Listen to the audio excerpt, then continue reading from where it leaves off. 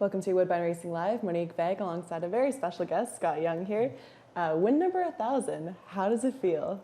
It's excellent. Yeah, no, it's definitely a fantastic milestone and very fortunate and appreciate it a lot.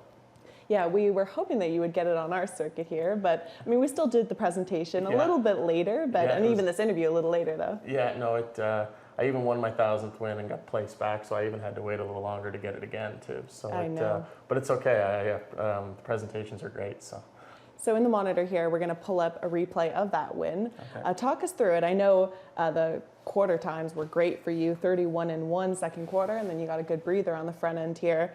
When did you feel you had this one in the bag, if you ever did?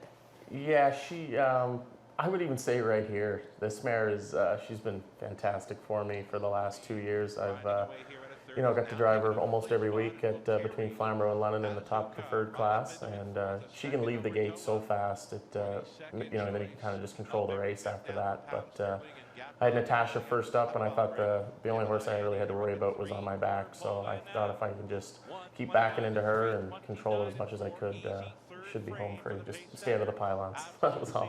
Was this something that you were monitoring? Were you counting down to get win number 1,000, or are you looking way further into the future? I'm a stats guy, so I knew it was coming, yeah. But I didn't look into it too much, like started driving any different or anything. But when it got to be like the last 5 or 6 wins, I was definitely counting them, that's for sure. We're going to talk about some of the bigger wins for you moving forward, but I mean, we got to go back to the roots. The first WEG win, I asked you when you got in here, I said, did you remember who it was with? And yeah, I do, yeah. Maybe you did. Yeah, I was actually fortunate to drive the mare for my dad because I didn't have my A license at the time, and you couldn't drive at Mohawk unless it was a paid event. And I think I don't remember what series it was, but it was a leg of a series or something, so I got to drive her here, and it was like my second or third ever drive here, and got the win out of the way, so that was pretty cool. Yeah, so it was Woodbine, actually, it wasn't Mohawk. So, yeah, I know. Throwback, huh? Oh, yeah. I did good at Woodbine, though. I'm sure you don't mind the drive. No, I didn't. No, I didn't at all. All right, let's take a look here. Here it is. I mean, take a look at that. Yeah, me and Keith Oliver actually were hooked wheels in the last turn, and I was a little nervous there for a minute, but what year was it? 2011? Okay, I only got my license in 2010, so that was good. But to win a race, even now, to win a race on the main circuit and to win here, it's a great feeling every time, that's for sure. I know, it's so long ago, 2011, and it's funny because when Chad got in here, we were in the control room, he's like, 2011, are you sure on that? And the year, and it's like, how old was Scott during that? And I mean, yeah, I was only 19. Baby. I was only 19. Yeah, got my license when I was 18, the first year you can get it. So yeah, I was definitely, people still call me a baby, but I was really a baby then.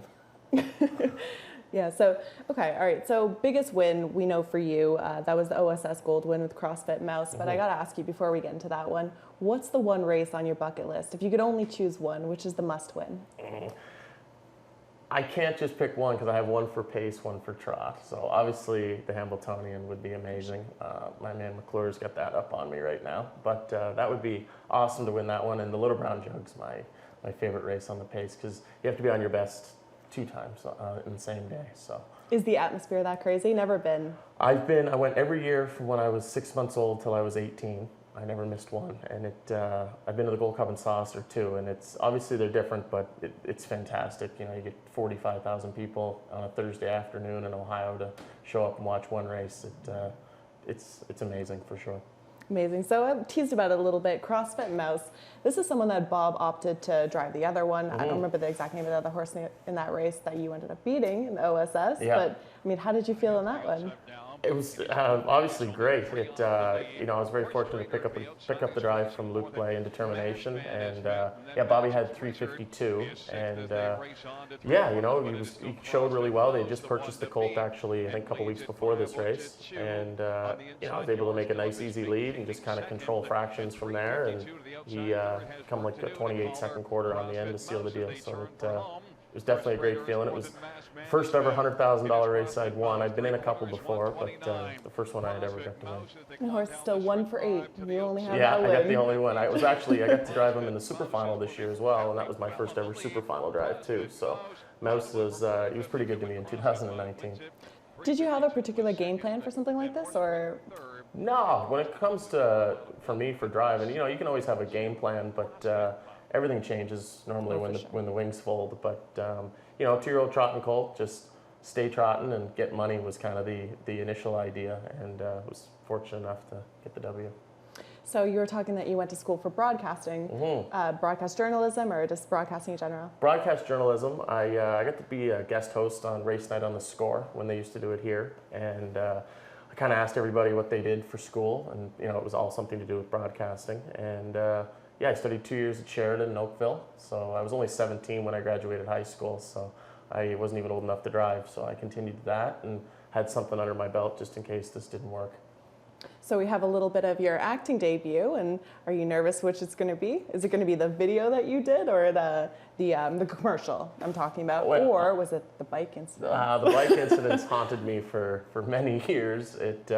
But it's good. It even brings a smile to my face. It brings a smile to everybody else's face. So, but the commercial was a lot of fun. I've actually got to be in 2 of them. But if I could ever do any more of those, they're a lot of fun.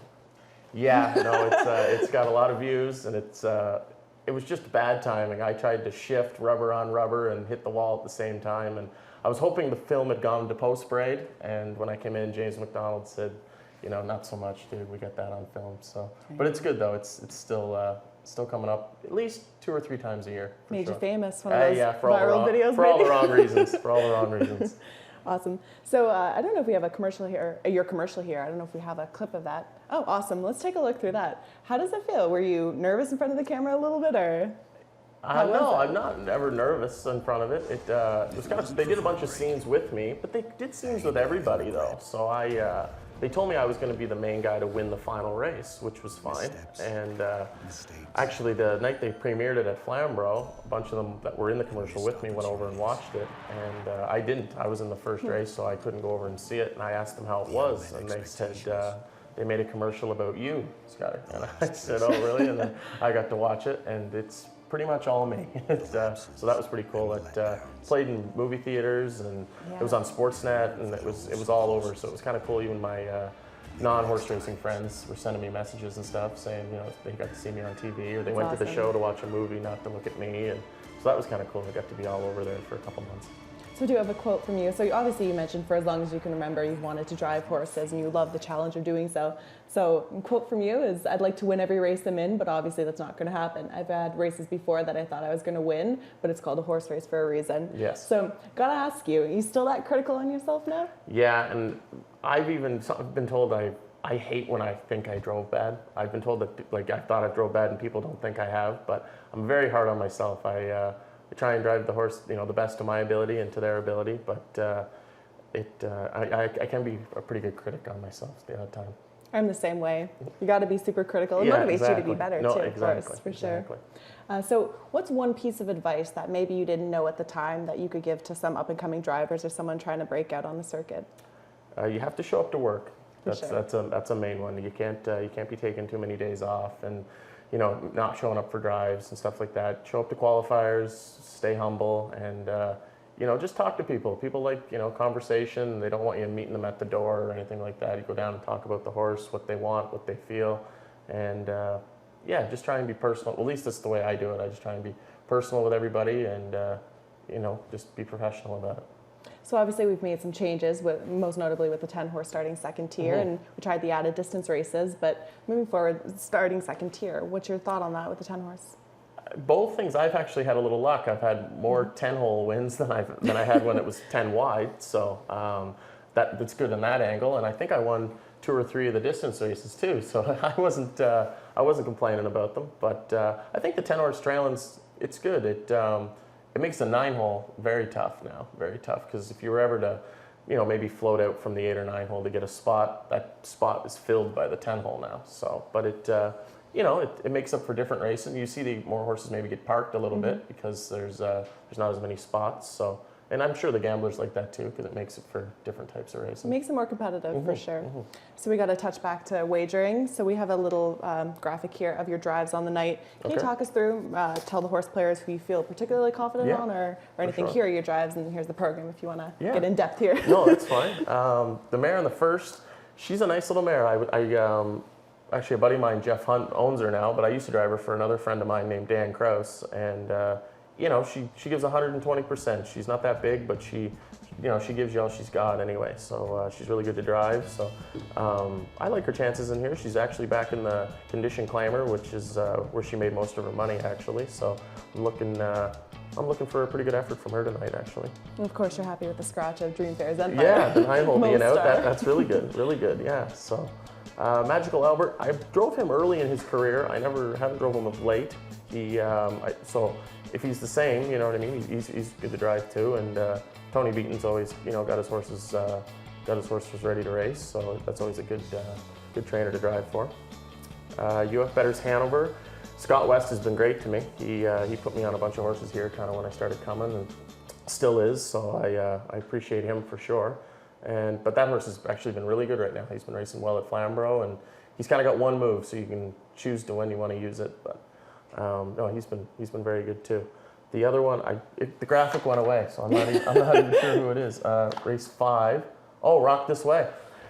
Yeah, I get to drive for Ben Bayarjan. That's exciting. Yes, yeah. I get to drive for him quite a bit, the last 2 years on the B tracks, but he's threw me on a couple here, and this horse won 2 in a row at Flamborough, and then one for me here, and then last week he sat last and closed up to be 5th. So, inside post, and he's got one kind of good move. So whenever you choose to use it, if he has it, he hopefully closes up for me. And Chad was mentioning that he was hoping that this is the one that you would talk about. You felt great about. Yeah, I know you put him on top. No, exactly. He even the first start he won, when he won here after Flamborough, I think he was just kind of brave at the moment. You know what I mean? He kind of beat up on some at Flamborough and was pretty proud of himself. So I'm looking for another good effort from him. In the 8th, Points North. Very fortunate to pick up a preferred drive. I've only ever won one open actually when I was. Again, I think it was 18 or 19. Maybe I won with Secret Weapon. Glory days. Yeah, I won for Secret Weapon was the horse's name. But this horse raced fantastic last week. He came a wicked back half. Finished second to Sintra, and Sintra's a Grand Circuit horse. So to be second to him's, he raced awesome for sure. And then my last drive, Kinder Jackson. He was 89-1 last week and finished 3rd, so I couldn't complain about him at all. If he throws in the same effort tonight, I'll be very happy. Trying to get a check again tonight. Yes, checks down here. Checks anywhere are great, but down here is fantastic. Gotta feel pretty good. Yeah. Well, thank you so much for your time. No, I appreciate you having me. Good luck with all your drives. Thank you very much. It was interesting to find out about the broadcasting, because I know last time I had Jody on here, same type of thing that he took in school. Yeah, he went to school for it too. Yeah. So it was good though. Like I said, I was young, and I wanted to be the next top driver, but sometimes it doesn't always work. So I wanted to make sure I had something maybe to fall back on if I had something else to do. It is always good to have a backup plan, yes. But right now you're killing it. Yeah, so I appreciate it very much. Keep it up. Thank you so much for your time. And when we come back, we'll be back to discuss race 1, early pick 5, and all the changes on the card.